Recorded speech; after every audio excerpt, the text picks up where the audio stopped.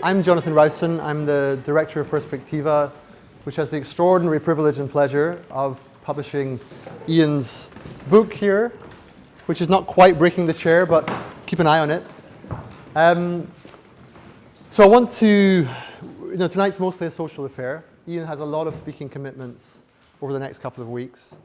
And tonight was more about a chance to meet friends and family, to thank people who've helped you on the way, to schmooze, as we haven't been able to do for a long time, and for some who would like to buy the book also to get a chance to do that.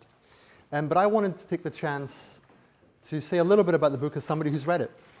There's probably, I would guess, about 10 people in the world at the moment who've read every page, possibly more now. It's growing quite quickly. But I wanted to share something of what that felt like and why I think the book matters. So really my role tonight is to commend the book to you, commend the book to those who are watching online, and just give you a flavor for how it fell into Perspectiva's lap too, and what we hope for it to achieve in the world as well. So Iain, yes, take a seat, and I think it's going to be about 10 minutes. So. Iain, I have known since his last book came out. It was been a lot of strokes of luck in the story. I was working at the Royal Society of Arts when Iain's The Master and the Emissary was published. And that evening, Matthew Taylor, the chief executive, was due to interview Iain, but quite late last minute, with just a sort of few days to go, I was told there's this extraordinary book, extraordinary author. I think you might quite like it. You might enjoy the book. And it was a great privilege to have this advance copy of the Master and the Emissary back then. And that's already quite a big book. It's about 300,000 words. And it begins with neuroscience and goes into a lot of philosophy and quite a lot of cultural history. And I read it as quickly as I could over those 2 or 3 days, really crammed it every single day, reading it thoroughly. We had a great conversation, and then subsequently, Iain's talk at the RSA became an RSA Animate, which some of you may have seen. It's a speaking earlier to an animator somewhere in the room, who, that took off many millions of views. And around the same time, in a more subdued manner, we created a kind of workshop seminar experience. I can see John Wakefield here, he was there, and many others in the room were there. And that was an attempt to sort of just make sense of what is Iain actually saying? What is this premise about the brain? What is this premise about forms of attention? Why does it matter, right? That was back then. That's the last book. That's more than a decade ago. Since then, Iain he'll tell you a little more about the process, but spending his time trying to make sense of what he was saying and why it matters in more depth. And when I say in more depth, that's really saying something, because The Master and His Emissary is an extraordinary, deep, profound book that many have loved. But really the matter with things is deeper, and it's not the kind of depth where you disappear in the darkness and never come back. It's an extraordinary, exquisite, beautiful depth. And as many have said already who've dipped into the book online on the Kindle versions or whatever, Iain writes brilliantly.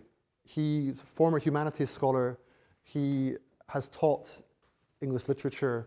He has a felicity with words such that no matter how deep the content, at any given moment, you feel you're with him. It takes some application. It's not easy, but it is fluent and it is beautifully rendered. So even if he's speaking about some minute detail of neuroscience or some apparently arcane point in the Western canon of philosophy, there is a fluency to the narrative and you feel swept along with it. So although this new book is more than 600,000 words and about 3.5 kilos, give or take, once you get into the book, you actually are following a kind of story, a kind of journey. And it's a journey that you have an extraordinary guide for. Iain is a singular character and intellect, one of very few people to be truly worthy of the term polymath. There aren't many, but I think in Iain's case, it's not overzealous to say that. There is a depth of understanding and erudition in the sciences and the humanities and an extraordinary luminous intellect to make sense of the connections between them. And it's very rare. There are such people, but there are not many. Iain's certainly one of them and one of the best, if not the best. So this book, it's 2 volumes, and I should say Perspectiva are publishing it, but I also want to just convey in all candor that in publishing terms, Perspectiva is a little bit like the substitute who comes onto a football game in about the 88th minute and then loiters in the penalty area waiting for the ball to be pelted up into the penalty area, and then with all his might has his moment of glory and he just sort of scores the goal. Because this book was already very well advanced. Iain had done all of the work. It had planned to be published with Penguin Allen Lane. We're very happy to accept their loss. Penguin Allen Lane, a very prestigious publisher, of course, but they asked Iain to reduce the content of the book very significantly in a way that would have been a kind of intellectual vandalism, arguably, but certainly commercially understandable. We decided that this is a time when, despite Twitter, despite Instagram, there is still an appetite for depth. There is still an appetite for the long form. People will manage to turn off their notifications for long enough to sit with a book and read and enjoy it more as a result, to actually live and breathe that depth with the guidance Iain offers. What's the book about? Well, it's never about what it's about at some level, but I would say it begins where The Master and the Emissary began, which is in an acute understanding of the brain. But it's not really about the brain, and Iain will convey this better than I can. It's really about attention. It's fundamentally about our relationship to the world, how we come to experience it, know it, relate to it, and that this happens in 2 fundamentally different ways. And those 2 fundamentally different ways really, really matter. We really have to understand what they are, how they differ. What this book does is it deepens the discussion about why it matters, because anyone who studied the history of philosophy knows there are all sorts of unresolved tensions and paradoxes and intractable debates about consciousness, about free will, about morality, about the existence of God. These questions don't go away, they're perennial. What Iain's book does is it actually dares to offer a kind of progress in philosophy, because he begins with a premise that's meticulously argued in Volume 1. Volume 1 is, as I understand it, neuropsychology meets neurophilosophy meets epistemology. In other words, it's the brain meeting how we know the world. And it's done with great care and precision, step by step, such that by the end of Book 1, you can really be in no doubt that the premise is strong. For those who've read The Master and the Emissary and were already convinced, this will further convince you and give you a lot of additional detail. But the main point of the first book is, for all the scholars out there, for all the philosophers out there, for all the scientists out there, here is the argument that the differences in the brain hemispheres and the patterns of attention they have matter fundamentally, cannot be explained away, and have resonance and repercussions and implications for not only for philosophical conundrums, but also for societal and cultural understanding. And it's very well done. But Iain's real gift, I think, is that the premise of the first book, which you need, because you need that firm premise for the second book to make sense. This, Volume 2, is a new view of reality. This is how we get to that view. But this book is everything from meaning and purpose and value and the sacred and the coincidence of opposites, a very fascinating place to begin. New theories of space, new theories of matter. Iain says it's not the mind-body problem is sort of partly misconstrued because people kind of assume that matter is somehow something we understand and the mind is very complex. For Iain argues it's actually the other way around. In most cases, we don't really know what matter is, and that matters. The book is a kind of crescendo into a theory of existence, and it's one with extraordinary resonance today because, we're here in London, the capital city of the UK, and it's the year 2021, and about 420 miles to the northwest, the world leaders are assembling in Glasgow to speak at the Conference of the Parties, number 26. And it's interesting that it's number 26 because it hasn't really worked so far. What they're discussing at the moment is not philosophy, it's not perception, it's not a theory of existence, it's technocratic, and arguably rightly so. That's the job of the people present, is to try to find the policies and the political resolve and the international cooperation to prevent humanity from destroying its only habitat, its only home. And it's not clear if they'll succeed. And one of the reasons they may not succeed is because of the patterns of perception, arguably still reductionistic, arguably still extractivistic, arguably still based on a view of the world as something to exploit for profit and not to relate to in some kind of reverence as a form of gratitude and tenderness, but rather something to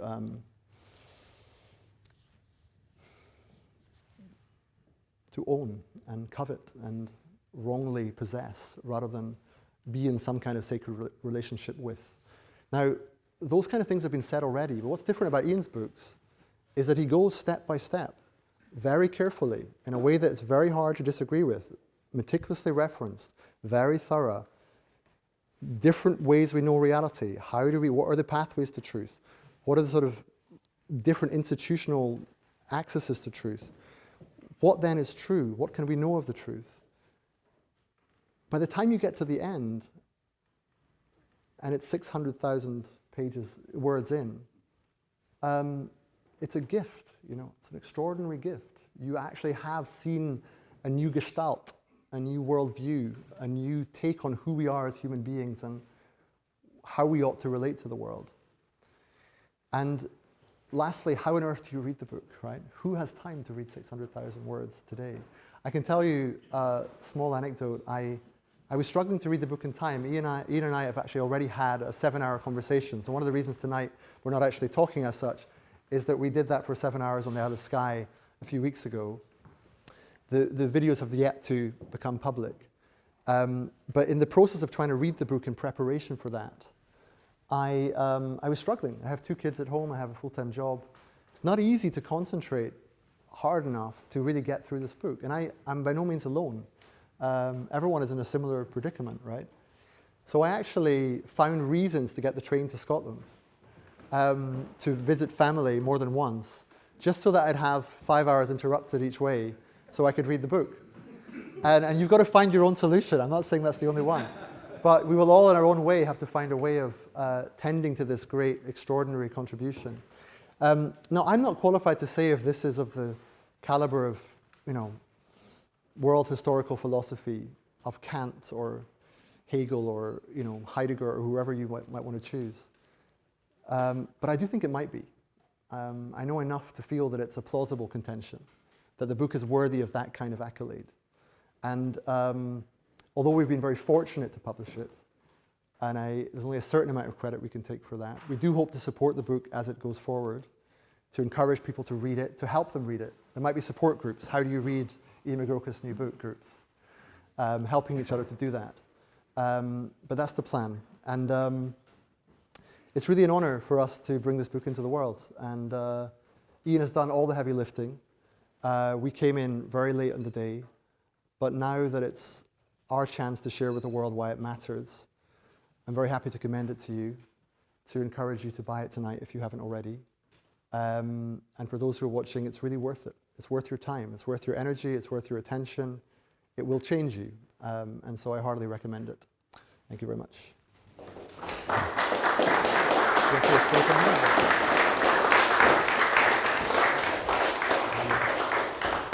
Well, unfortunately, I won't be talking for very long. I want merely to express gratitude. First of all, to Jonathan for those very kind words, and to Perspectiva in general for putting on this party this evening. To all of you for being here and having taken the time and trouble to turn up. Thank you very much. It's rather lovely to see so many familiar and well-loved faces in the room. And to apologize, really, for having been rather absent for about 10 years. Some things seem to be taking up my time. And it's led me to formulate some advice for anybody contemplating writing a long book of this scope. Don't.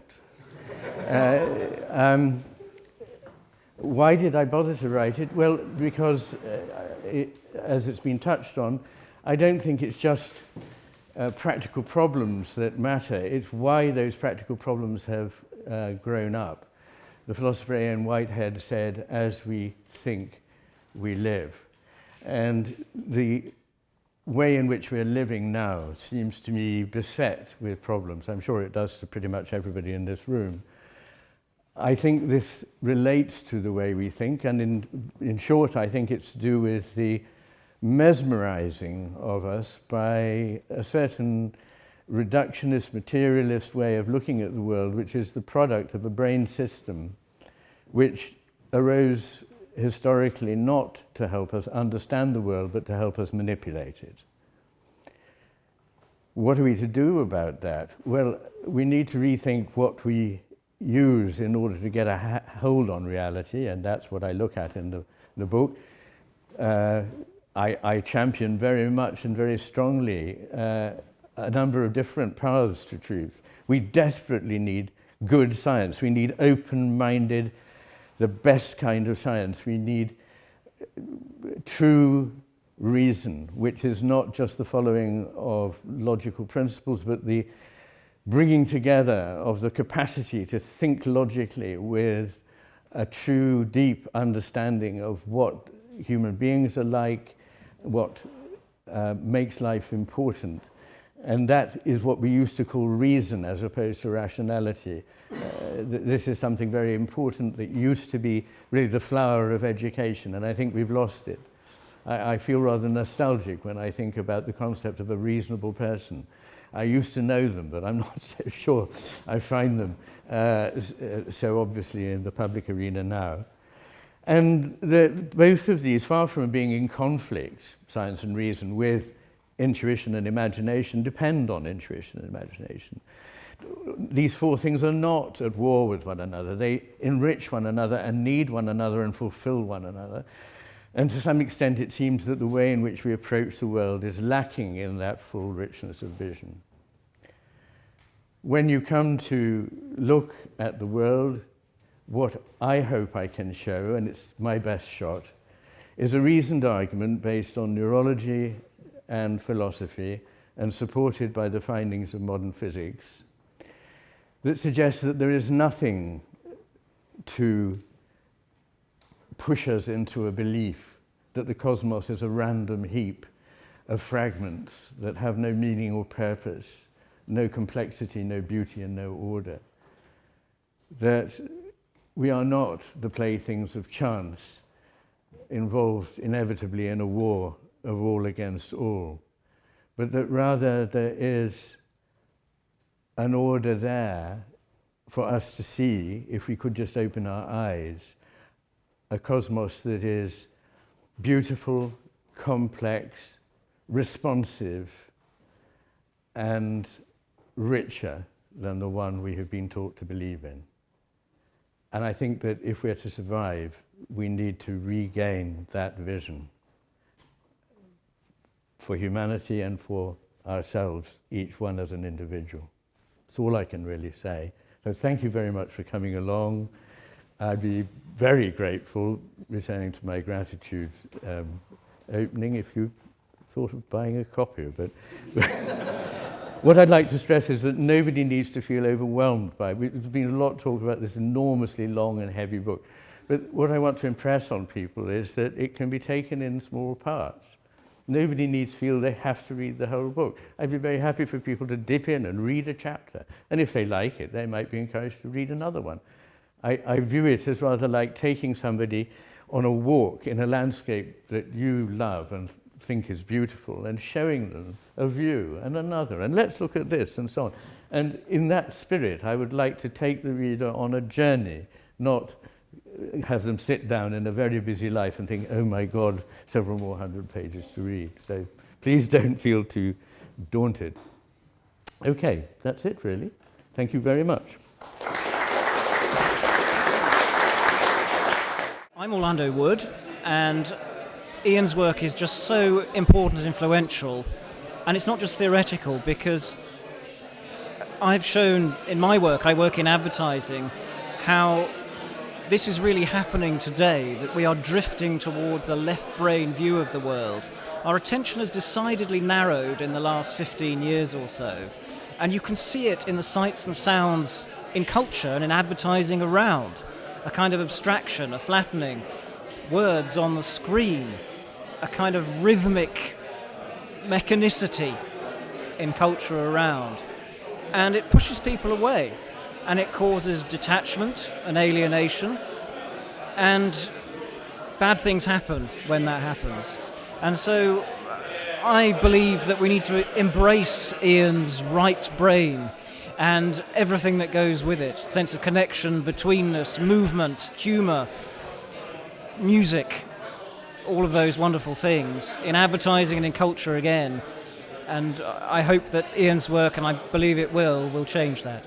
Hi, I'm Anna-Katharina Schaffner. I'm Director of Emergencies at Perspectiva, and I'm really excited about this book because I think it taps into this realization that rational knowledge alone is bankrupt. You know, that we need to appreciate and reinvigorate different ways of knowing. And I think we can feel that and sense that in all sorts of different areas at the moment. And this book is obviously building on, the previous really important contribution to the idea that we cannot, persist on reason alone, and that we need to reintegrate imagination, intuition, all sorts of other ways of knowing and understanding, and that without this, really crucial phase shift, we're doomed. So I am Mark Vernon, and I'm both a psychotherapist and write about philosophy in a way that feels very resonant to what Iain McGilchrist is doing. And I very much hope that this book gives people a basis, but also kind of permission to really go with thinking about reality in terms of, say, qualities as much as quantities, and say imagination and intuition as much as measurement and mechanism, and know that those things are truth-bearing. This is one of the things that I think is wonderful about Iain's writing, is that those things really connect with you with reality, actually more directly than a lot of what we take to be revealing about reality now, and that it can help people feel ultimately that they're in touch not just with their own insides, but with the insides of the whole world, which is an expression by a chap called Owen Barfield, who's very influential on me too. Because I think we need that. I think that unless we feel the cosmos is part of us and we're part of it, and that wanting to develop that relationship in all sorts of ways that have almost fallen by the wayside now, then we will carry on being rather stuck in the way that we are now. Hi, I'm Dr. Tom Chatfield. I'm an associate at Perspectiva. I think a lot about technology and ethics, and I'm kind of hungry to read this new book, partly because it seems to me so important that we have today narratives that resist a kind of deterministic, atomistic account of where we in our technologized century are at. I'm a little obsessed with the evolutionary history of humanity and technology, and with ways of resisting a kind of consequentialist, reductionist account of technology as fate, of innovation as preordained, and as our experience as a sort of flat behavioral landscape where master manipulators control us. I think we cannot afford to be despairing about the future, and in the past I've taken enormous energy and inspiration from Iain's work in terms of restoring the breadth and depth and texture of human experience to a legitimate place in scientific and rational discourse. So I think I'm going to be mining this book for insights to talk about the ways in which collectively and individually we are powerful, we are more than surfaces, and things explode behind us. My name is Ivan Tyrrell, and I am the director of Human Givens College. And I've read Ian's new book. I was one of the privileged few to do so.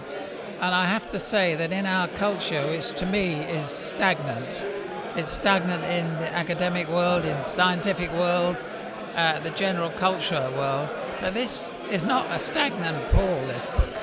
It's like a clear stream, really, running, taking new ideas and its sparkling intelligence